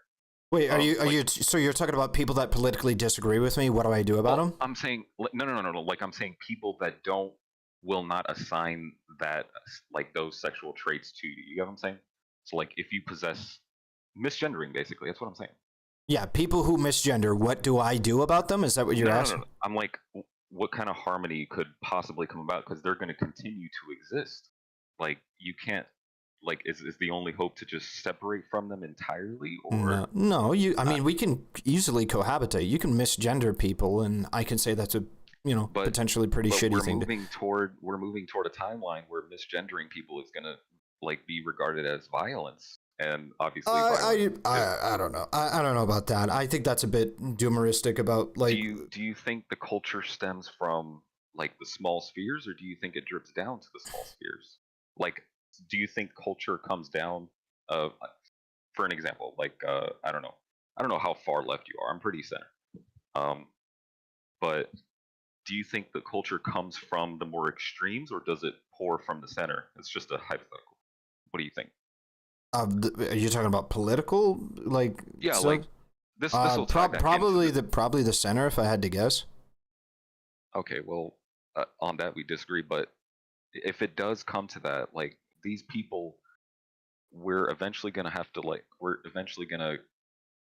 come at odds. We're already at odds, right? Everything they do is kind of a transgression. So, but I don't know. At this point, I'm rambling. I think if you're asking me is whether or not like people right now see misgendering as a bigger deal. I don't think many people. Well, I know many people don't view misgendering as violence. Most people misgender. That's just straight up what it is. Most people don't give a fuck about trans people. Just statistically, they don't. It's a very small minority that even care about trans people. It's like maybe 30 to 40% of people in America. I'd say it's just like correlated with awareness, you know? Yeah. So, like, sure. So, is there some people who definitely take it too seriously? 100%. Do I think that, like, it's going to result in like legislation that says that you're going to go to prison if you misgender somebody? No. And the Jordan Peterson thing is often miscited as being that. But I believe Bill C-16 or whatever, C-16, was it? C-13? Canada. Yeah, I think that bill, it was about discrimination. Yeah, Canada is irrelevant based. Yeah, it was about discrimination against trans people, which everyone should agree with. Right? If you discriminate on the basis of like, oh, you're trans, I don't want to rent you an apartment. Yeah, you're a piece of shit. Like you should face legal liability for that. But yeah, that already exists. You know, like you were saying, that already exists under fair treatment and discrimination. We have laws that prohibit that. I don't know if that exists for trans people though, and I think that's what Bill C-16 was supposed to be, at least in Canada. I have no idea if that exists. I think, didn't Donald Trump try and get that shit repealed, at least for medical purposes in America? I'm not familiar, but I'm saying like we already have a precedent for not discriminating, so that would simply just be like another trait you could not discriminate against. Yeah, correct. It would be under civil rights. Have a legal basis against it. But it's adding gender identification in the way that we see it with trans people to that. Yeah, exactly. That is fine. I don't think we're going to get to the point where dead naming somebody is going to be like a chargeable offense in court. I don't know, man. I think, okay, so another thing I want to, because for that, we'll just have to see, you know, where time takes us.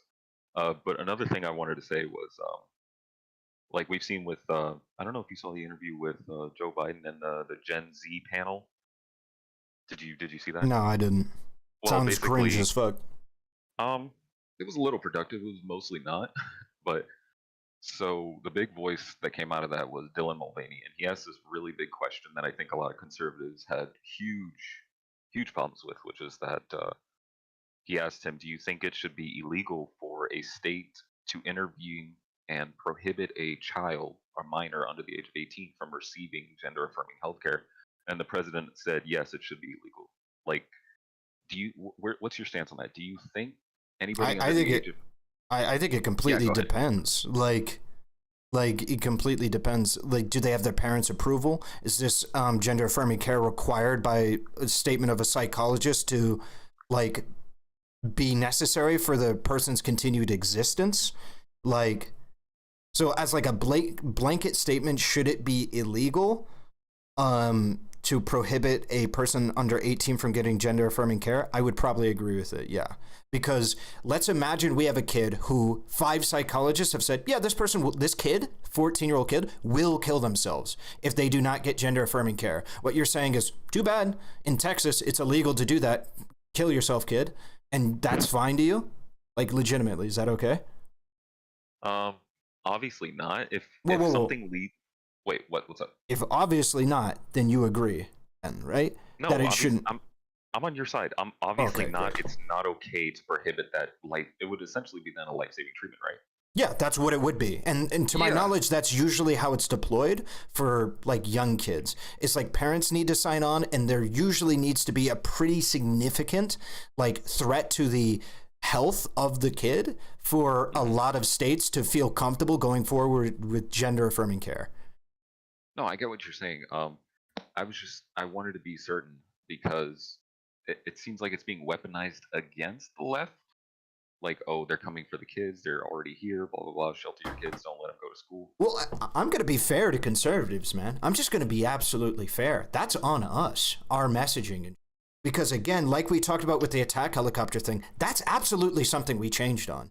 Was it 5 years ago? Nobody was saying kids should get any gender affirming care. Like 5 years ago, everyone's like, we're not going to go for kids. Nobody's talking about kids. We're just talking about adults. And now we're like, I don't know. I mean, if the kid is going to kill themselves, like it's like, and there's obviously some people that are like, hey man, even if the kid isn't going to kill themselves and they're just going to live a significantly better life, we should do it with parental supervision, right? Like this, I think it's fair for conservatives to be distrustful of Democrats and liberals off of our changing of positions on that one. Yeah, it goes both ways.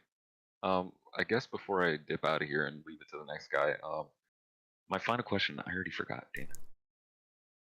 It was, fuck, I'm a dip. Next guy. All right, you have a good one. All right, Reflect Journey, what's up? Yeah, hi, what's up? My mic might not be good. Is it fine? It's pretty bad, but we'll see if it can work well enough. Yeah. So I mean, basically for self-ID, my main point was that you can be wrong about your mental states, right? How do you know that if someone is self-IDing that they are correct about their self-image internally? I don't need them to be correct about it if they self-ID, because they don't hurt anybody if they identify as something that they, in reality, end up changing. So, for instance, if I identify as a woman and I'm incorrect about my knowledge of myself, I actually later re-identify as a man, who the hell am I hurting? So why should I care? No, I mean, who am I hurting is not the question, right? If because it's the languages learned when you grow from child to adult. So the concepts you have are part of the language that is being employed societally. So it would definitely depend on which sort of normative what norms we are setting. So that can also have negative consequences, right? If someone is depressed and they feel that life is worthless and meaningless, and we just allow them to say that you are in that state, so that is fine, and that can lead to negative consequences. So So I think norms should matter. What sort of norms you're setting, and it cannot have like negative second order harms. Not. What do you? I don't even understand what you're saying. I don't think there is a harm in somebody identifying as a man or a woman. No, but if we set that as a norm in society, then it can lead to harm, because that can lead to more confusion in society, and confusion can lead to more depressed states, because we also see that gender dysphoria is correlated with having more depression. So if it can also become a self-fulfilling prophecy in a way, right? If instead you are wrongly identifying your self-image, and that is being always affirmed instead of being discussed by the psychiatrist or I see what you're saying. Yes, I understand now what you're saying. I thought you were talking about some other kind of harm with self-ID. Yeah, I think that when self-ID, I think we should do more than just say, oh, you know what, I feel like a woman or a man today. I feel like that's, probably something that we should do. But I cannot discern that from other people, so I allow people to self-ID. If you're talking about it from a personal standpoint, I'm talking about it from the third person. So when we're talking about self-identification, we're talking about somebody that says, I am a woman. I'm assuming that they have undergone a certain level of introspection and self-reflection to warrant and merit that title. That's what I'm assuming. And I think it is fair to make that assumption, because it's, not always an easy thing to just say that you're, a man or a woman. And generally speaking, I think people don't throw that around very liberally. So I'm going to assume that they've done some measure of thinking about it, because I have no reason to think otherwise. And I don't really gain anything from assuming that they haven't done the thinking. So like, who cares? And then if I'm given information to show that they actually didn't take the precautions, and they might not be doing it in earnest, then I'll say something about it. Yeah, I mean, I agree with that you should take people at face value. Initially, there's like no reason to be suspicious of anyone. But but even from a societal perspective, self-ID is about this is not about like initial interaction, right? It is about what should be the norms, or what should be the definition of be belonging to this category. And I think self-ID is also like if you're not attaching the concept to anything that is based in nature. So I'm not like completely like biological essentialist sort of thing, that it is just based on your biology, but it's a combination of nature and nurture, right? Because if there was no difference in nature, there wouldn't be any difference in the concepts we have. Like, we don't have a different category for left hand. I mean, people who have like longer fingers, or some other category. So I think categorization depends on carving nature at some joints. Not necessarily that it's a perfect thing, but it's still based on something that is part of nature. And self-IDs, I mean, from a philosophical perspective, it's completely making it a social construction. So I think that is, well, I mean, race doesn't. So for an example, race doesn't exist in nature. Ethnicity exists in nature, but race doesn't. I mean, but a race does exist, right? It's based on the phenotypical presentation, but I mean, it's not obvious that it changes across time. What does it mean to categorize me with other melanated individuals in comparison to a white person? It doesn't mean anything. Race is not a real thing. Like, ethnicity is. That's like a genetic connection between the people of a specific thing, as well as, potentially culture thing. But like, if you want to talk about phenotypes, you can. But the arbitrary clumping of those phenotypes, which is race, That's not a real thing. That's not a thing in nature. Like, there are certain people with certain phenotypes, certain people with other phenotypes. Why am I clustered in with, like, black phenotypes in comparison to, like, white phenotypes? It doesn't really make any sense. It just makes it more convenient so that way we can put people in categories. No, I wouldn't say it's like completely arbitrary. It would still, of course, like societal constraints, or society also constrains what would be race, because suppose the discrimination that happened for, I guess, Irish people or other people, so we classified those as, I guess, non-white people, right? So yeah, I agree that it depends on also the societal context and also based on nature, but I wouldn't say it's like completely arbitrary. That would be, I mean, I don't understand how anything can be completely arbitrary. It would always be a combination of both societal and the nature thing. What I'm saying is race is no more real, and we very much treat race as real. Race is no more real than, like, gender or trans people. So, like, why are we considering trans people illegitimate on the basis of it being a social construct, but we're not considering the races of people? No, I mean, I disagree with the whole social constructionist project, because I think that language develops to... the social construction, I'm sorry? I mean, I don't think all social categories are just arbitrarily imposed by society. It's a combination of both how what was the, like, utility in that categorization at that time, and also the nature of it. So it's not like completely utility based. So I wouldn't say that both for, like, race and gender that they are just like arbitrary imposition of society. It's also a way of classifying.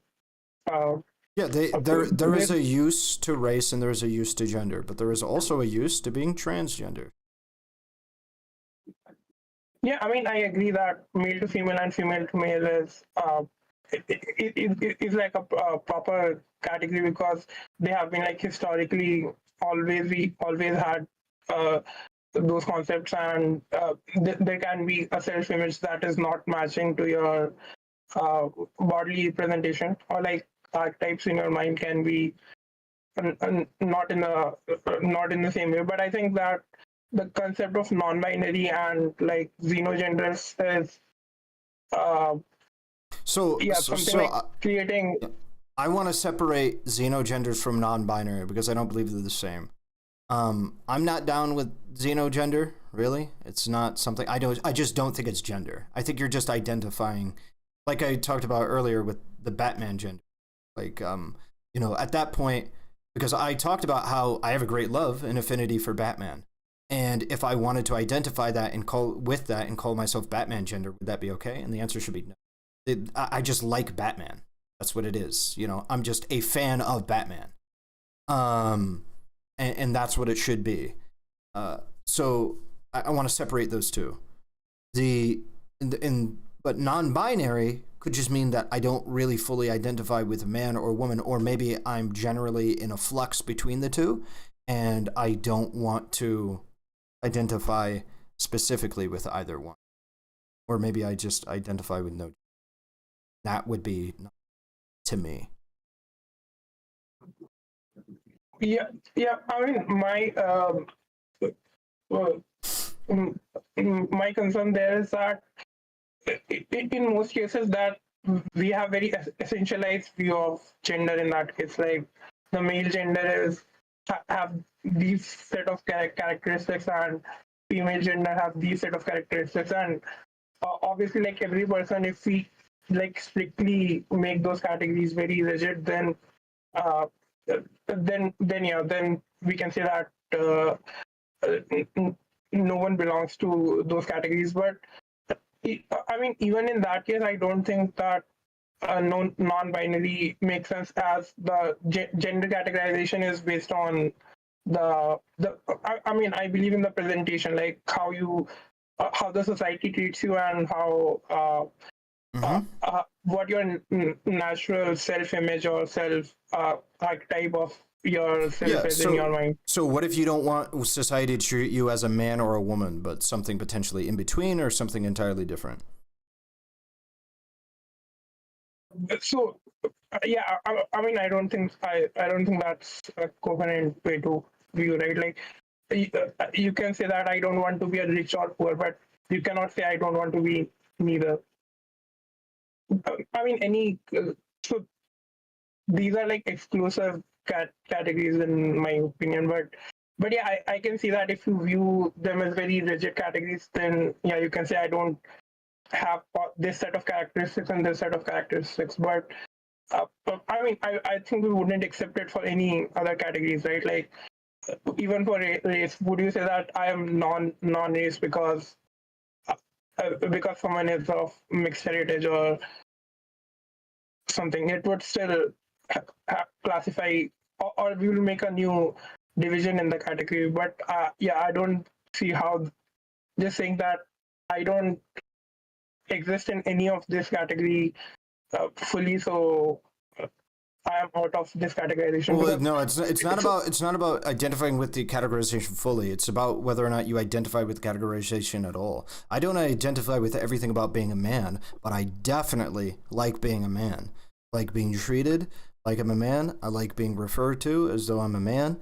I like being a man, but I don't like everything about being a man. I don't like the burden of performance and productivity that is uniquely put on men. I don't like the feeling of like what I provide being the only value that I have, and that's all people care about is what do I materially provide to other people. But I like other aspects of being a man, and so I am a man. I enjoy it. Yeah,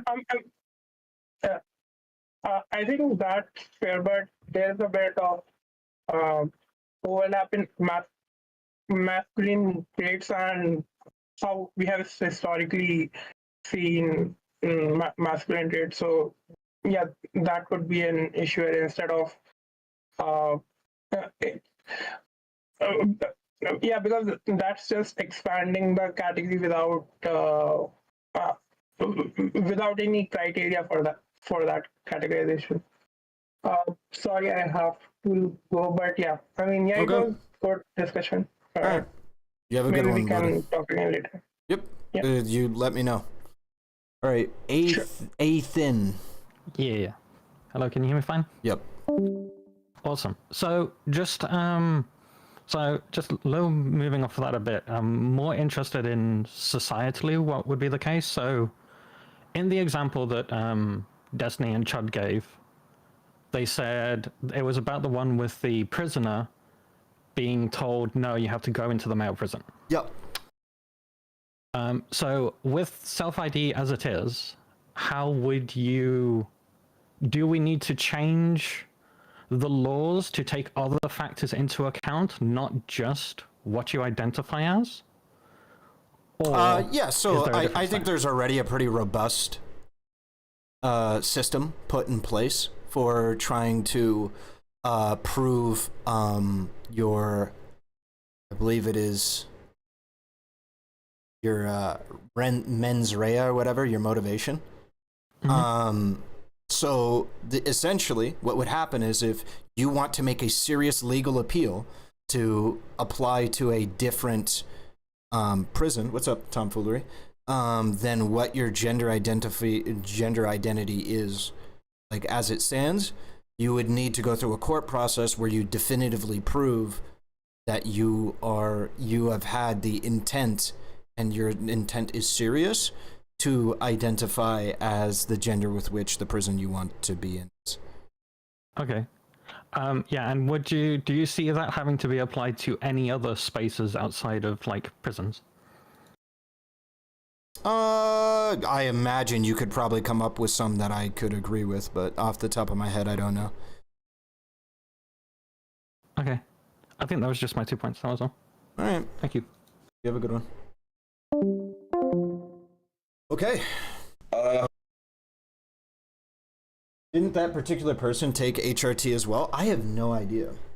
Somebody said that, like, Vosh went over it and they had done some extra things with it.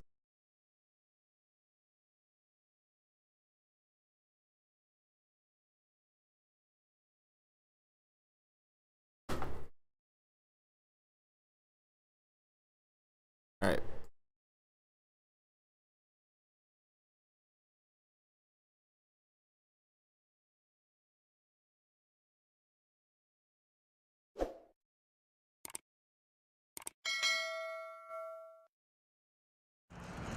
Can you define accountability?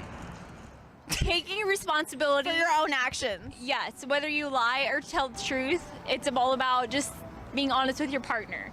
Accountability to me is just taking responsibility for your own actions. What did Destiny say about the transes? That he believes that you need gender dysphoria to identify as trans.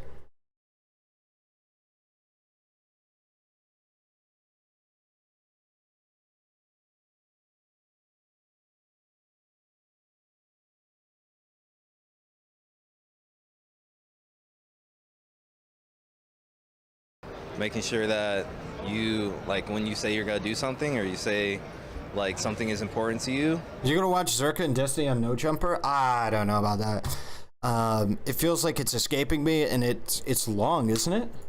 That you follow up on those things.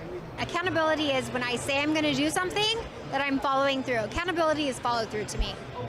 Who takes more accountability, men or women, and why? Women. Why?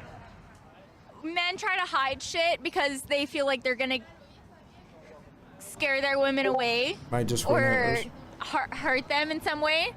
I've had a lot of guys tell me they're gonna do something and it doesn't happen. I'm gonna say, I guess men. No, I guess women. Why? I don't know. I feel like women are more emotionally intelligent. Definitely understand like their emotions and things that they care about a little bit more than men. I think men, because the only right answer as your incel king is men and women take accountability for different things. That's the right answer. All right. Watch Destiny and Striker on No Jumper. When the hell did that happen? Maybe I misunderstood. I thought he said you needed dysphoria to medically transition. Maybe I misunderstood. I thought he said in order to identify as trans, because he had made a specific point about Twitter trans people who are like, I'm non-binary, asexual, whatever stuff, like on Twitter, identifying as trans, and I thought the whole point was supposed to be in order to do that, you need to do that. Yeah. I agree with Destiny. Okay. they have to work more, and so like they have a lot more going on in their head, so they have a lot more they have to like take accountability for and responsibility, and they don't really. Can I ask why I got banned from YouTube chat? I assume I caught a stray because I don't even know what I did. You refused to get inside of a Discord, I believe, at one point or something like that. I don't know, but you're unbanned now. Argue much, at least from what I've seen. What was the last mistake you took accountability for? You know, I blamed my boyfriend, and I take accountability for blaming him. So just now. My Discord. When was the last time you apologized? I'm sorry? When was the last time you apologized? I'm sorry? Okay. I always take part in That's very funny. in any problem, regardless. Even if someone did something to me, I always take my part of the blame as like, I put myself in the situation, you know? And I feel like that's the only way we learn how to grow is by taking accountability for everything. It takes two for everything. When someone commits a crime, do you blame the criminal or do you blame society? The criminal. You can always make your own decisions at the end of the day. Both. Yeah, you should be both.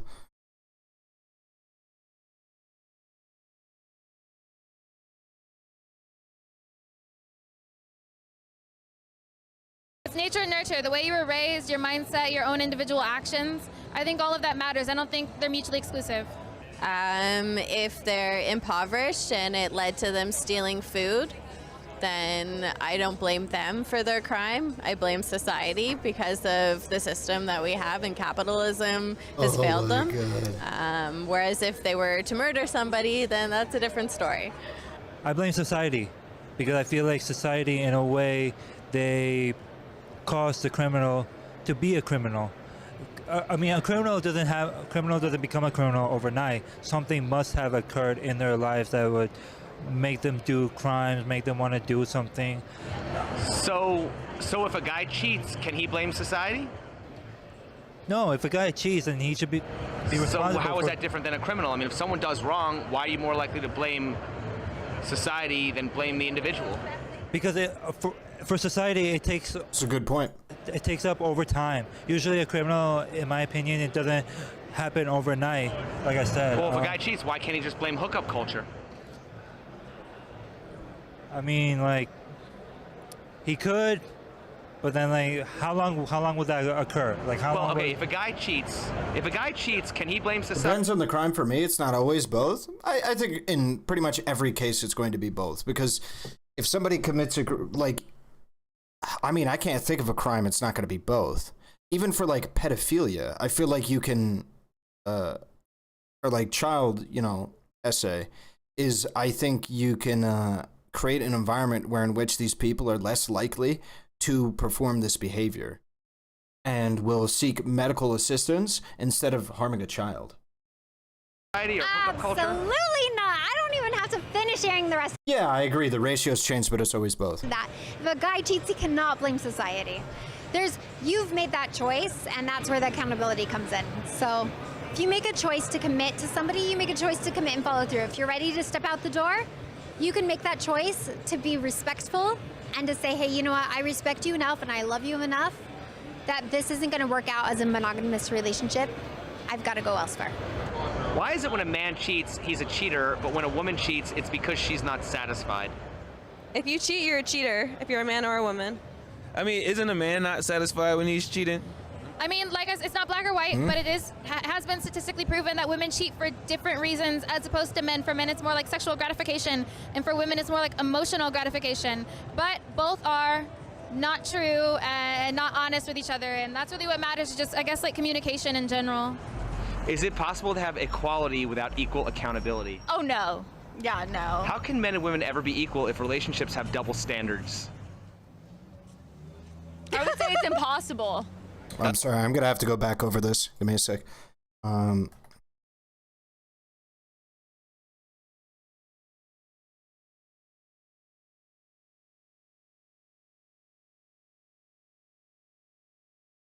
What matters is just, I guess, like communication in general.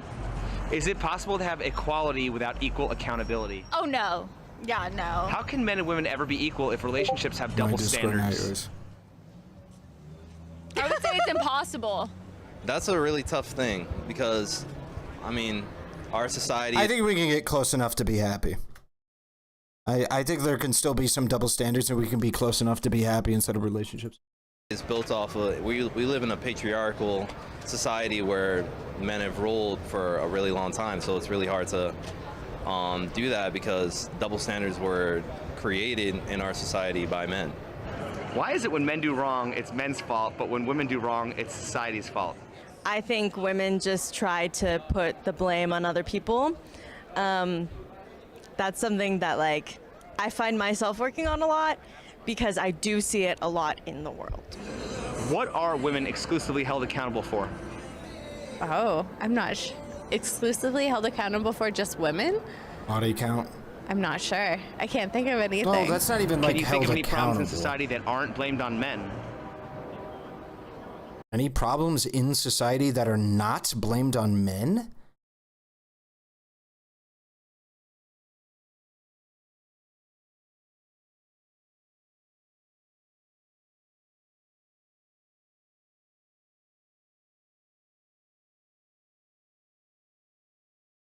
I mean, I don't think very many things are blamed on men specifically. Like, you might ask some crazy person on the side, all men's is all problems, but what he's asking is there a problem that in the media is widely considered a problem that women perpetuate? Maybe gold diggers?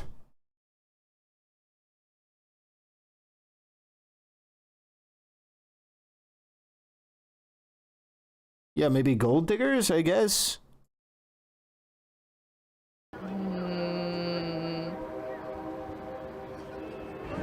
It's a good question, though. Exclusively held accountable for? False accusations? Is that true? Yeah. Yeah, I'd say that's pretty broadly true. Yeah. Yeah, probably. Yeah, false sexual assault and whatever allegations. But I think that's...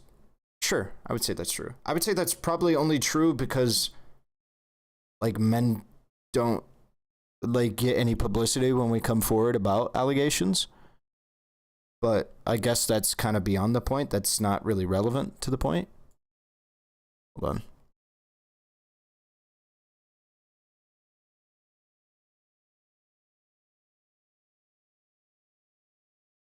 Damn it. Nothing exclusively held accountable for. I guess, you know, keeping their shirts on. That's a good question. I really have no answer for that. I think we're not really held accountable for anything, and everything gets blamed on men. Can you think of any problems in society that aren't blamed on men? I mean, women can't blame men for, like, periods and stuff. Oh, you know? okay. True. Aren't blamed on men? I mean, I'm sure tons. I'm having trouble understanding how society can be partially blamed for every crime. Is there a society that could exist theoretically that would make individuals solely responsible? Yeah. For the most part. I think that we could get to a point where in which realistically you have all of the... I don't think in a utopia no crime would ever exist. That's why it's both, right? You have a little bit of responsibility and society has a bit of responsibility. I think, you know, society can be geared so well that society could get to the point where it doesn't have anything to blame. And in fact, it has done its best to make sure you didn't commit that crime. I think we're doing okay when it comes to like having people not commit crimes of like stealing food, because it's actually pretty hard to starve in America, but it's, you know, it's not very easy to have the luxuries of the first world, in the country. But like at the end of the day, like this society was kind of founded and built by men, so I feel like they should take accountability. Like this is the society that you built. Yep, it's the society I built as a 26-year-old man. I built this whole society. That's what I did. I've had, 2 jobs in my life. I built this. Like, come on. This is so cringe. This is like saying, like, white people, it's your fault that I was a slave, or my grandparents were the slaves, or whatever. You know, my great-great-great-great-great-grandparents were slaves. Just like... You random white person, it's like, what are we doing, man? What are we doing? Why would we expect men to have emotional well-being in a society? It's very easy to go hungry in America. It's not. It's like one of the least common ways to like die, starvation. Food is relatively accessible and cheap inside of America. It's very hard to go hungry. That always blames men. I don't think anybody cares about men having a good emotional well-being, and that's the main thing. Like, nobody cares.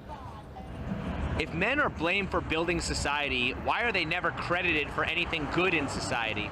Because it's expected. What determines which problems you blame?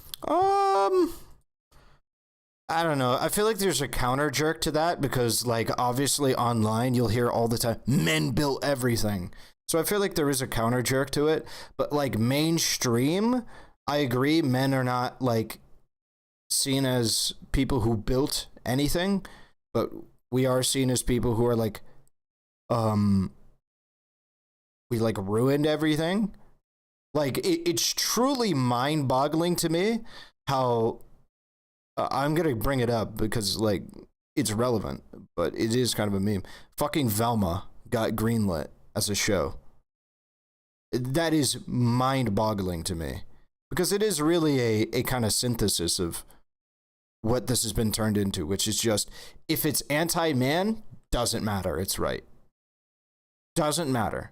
doesn't, especially if it's anti-white men, it doesn't matter. It's right. It cannot be wrong. It's just kind of crazy. Others for versus problems you blame yourself for.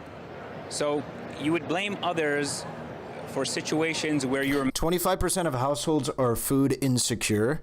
So I've been pretty black-pilled as a brother that works off of, and my family's had very little money.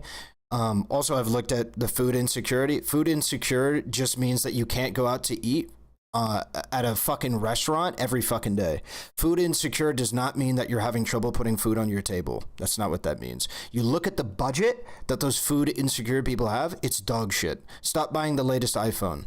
Like, unironically. I will straight up have this fucking opinion. Right?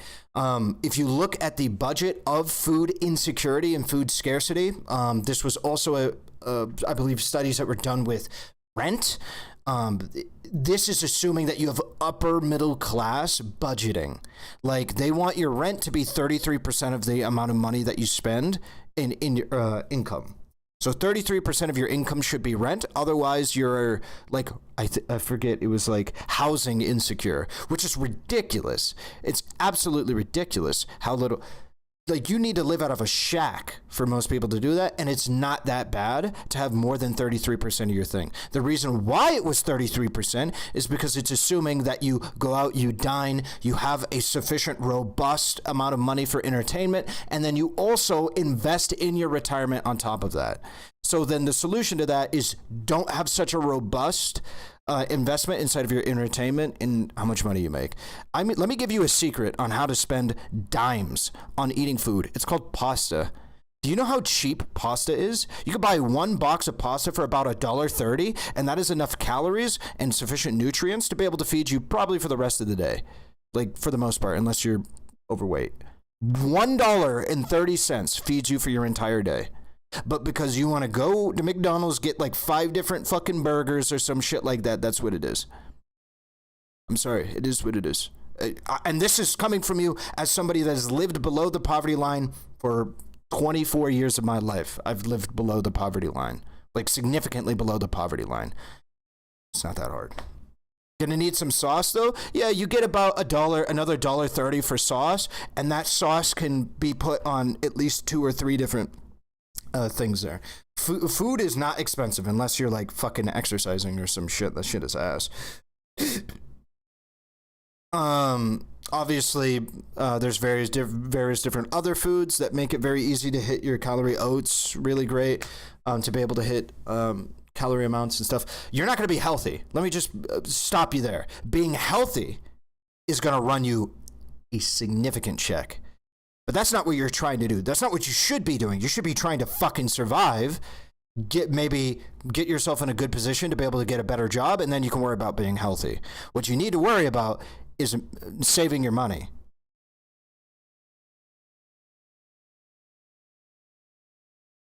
misled, and you blame yourself for something which you did on your own with no influence whatsoever. Is it fair for a woman to blame society for the consequences of her own personal choices, like having a baby or choosing a career that over-sexualizes her body? Definitely not. Like, I'm a webcam model, and so something that I do is sexualizing my body, but I'm not ever going to blame somebody else for sexualizing me when I've put myself out there. Why is it when... It depends on how they do it. We have to be a little bit more nuanced, right? Like, I don't think any cam girls should get upset if, like, on their Twitter, where they're advertising their OnlyFans, somebody is like, oh my God, you're so hot, I love your body. Like, if you're like, oh, stop sexualizing me, you're fucking stupid. But, like, if somebody's, like, in their DMs, like, I'm going to meet up with you, I'm going to find you, I love you so much. It's like, all right, let's maybe get the cops involved. Women are called out on their bad behavior. They often blame society or... What nutrient is in pasta? You have decent calories. I believe you have decent carbs. Let me go check, actually.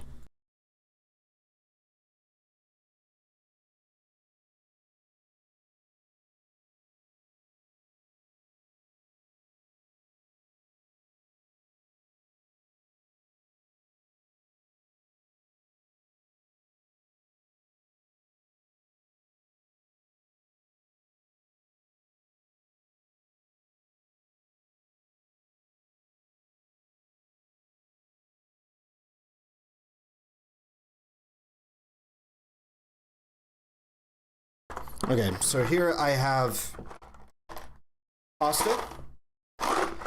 It has 1,600 calories. It was $1.29.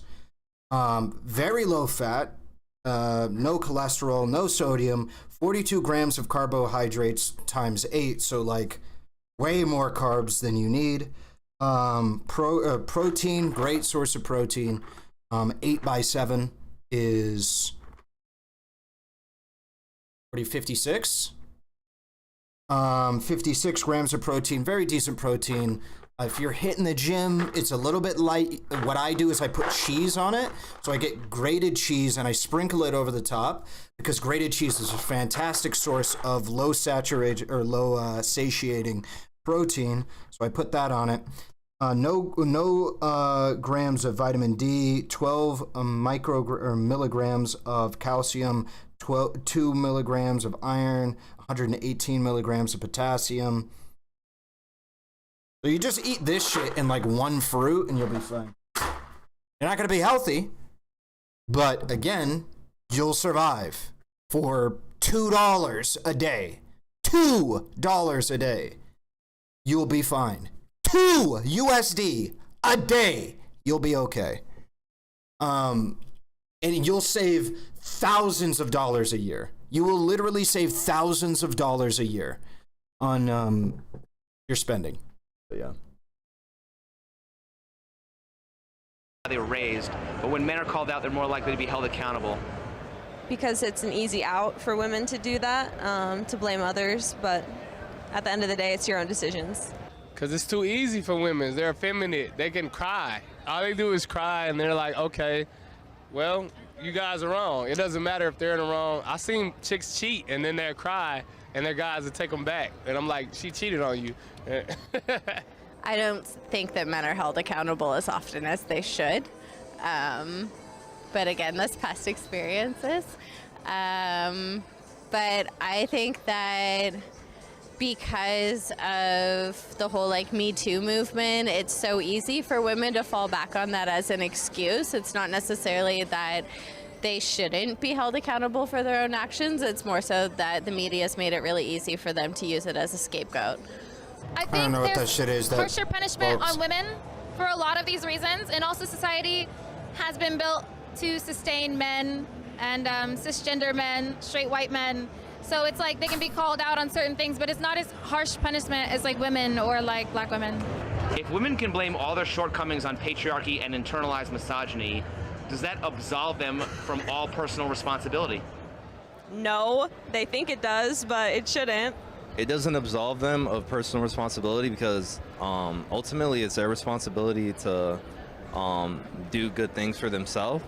But yes, I think. Tune into Lav's stream right now. She's leaking logs of who?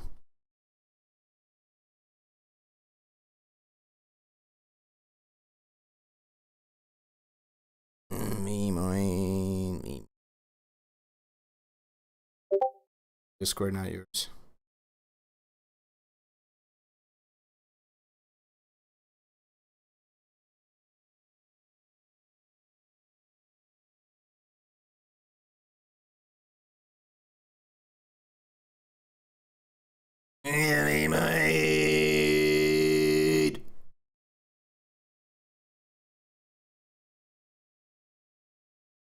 Her and Mr. Girl. Nice. Is it muted or is it just me? The thing is not. It's an ad. And then I say I don't want to be in the article, and then Jesus Christ, her whole like tit is out. Switch from TurboTax. Are you fucking kidding me? And tax season will feel. Oh my God, man. Destiny's streaming it too if you want his POV. Let's just tune in. Okay, let's say that I'm talking to a girl, and let's say that she's telling me that she has an abusive boyfriend. Okay, that's the front claim. She's like, I feel like my boyfriend is abusive. There are two ways that you can go in that conversation. One way, I would say, is like an empathetic, understanding route, and the other way is an emotionally manipulative gaslighting route. So if somebody tells me I feel like I have an abusive boyfriend, generally, that's it. If you're genuinely trying to help somebody, we're actually conversation advice to be a more feminized man in a way that makes you more empathetic and attractive to women, I guess, if you're having these conversations. if you want to have a really good conversation with somebody about an event that is confusing or traumatic or like upsetting to somebody, the way that you generally approach the conversation is you're there to be a sounding board so that you can ask them the right questions so that they can kind of reflect on events that have happened and reflect on their feelings of those events and then see if they want to feel new things or if they're correct in their current feelings, right? So somebody say, I feel like I have a abusive boyfriend. Abusive boyfriend. Say, do it. Go ahead.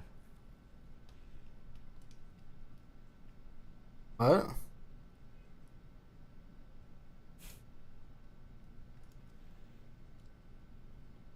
Oh, he misspoke? Okay. All right. They feel like they have an abusive boyfriend.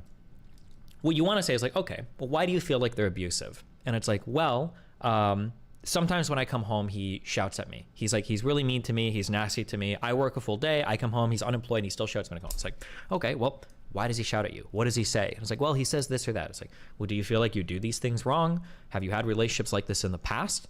Do you feel like it's fair for him to shout at you like this? It's like, well, I mean, I do these things and blah, blah, blah. It's like, okay, well, maybe you do some mistakes. Do you think it's right for him to scream at you? Does that feel like justified? Would you ever scream at him for something like that? Have you had anybody in a relationship in the past? Another really good way to get somebody to reflect on their situation is to ask, if you had a friend and they came to you and they said, my boyfriend is doing this, what would you say to them in this situation? Usually when people externalize situations from themselves, they can reflect on it way better. They go, yeah, if I had a girlfriend and she told me that her boyfriend says, I probably would tell her, you should probably leave, it's abusive, right? That's like, in my opinion, I think that's like the ideal way to approach those types of conversations. Is you're just there as a sounding board and you ask them questions and it gives them an opportunity to explore with somebody to like lightly guide their thoughts, and then it gives them room to like really reflect on and think about something with a non-judgmental third party that's just like helping them sort their thoughts out. The other way to do it, which is what Max was doing, which is so interesting, listening to talk, is I think that my boyfriend is abusive to me. You want him to not be abusive though, don't you? Yeah, I mean, I guess so. I don't really want to think of him that way. It's because your father treated you the same, isn't it? Wait, what? Did he actually do that? I mean, maybe. Like, but I don't know. I guess it feels bad. It feels bad because you don't want to be the bad guy, but you want to be the bad guy, so your boyfriend's not. Like this projecting, like telling somebody what they feel.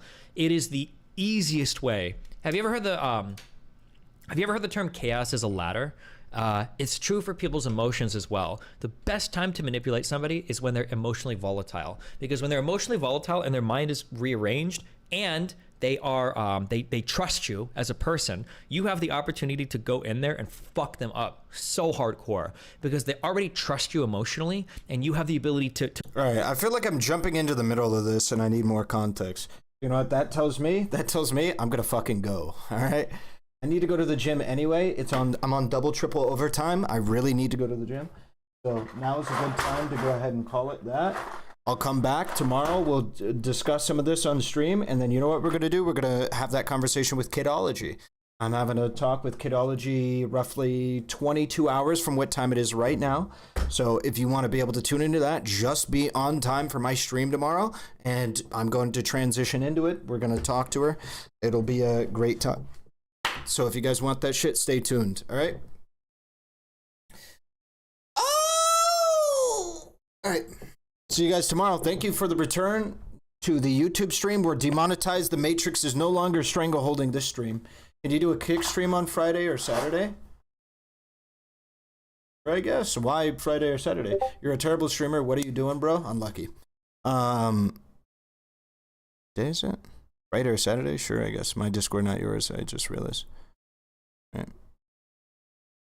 right. All right. So I will talk to you guys later.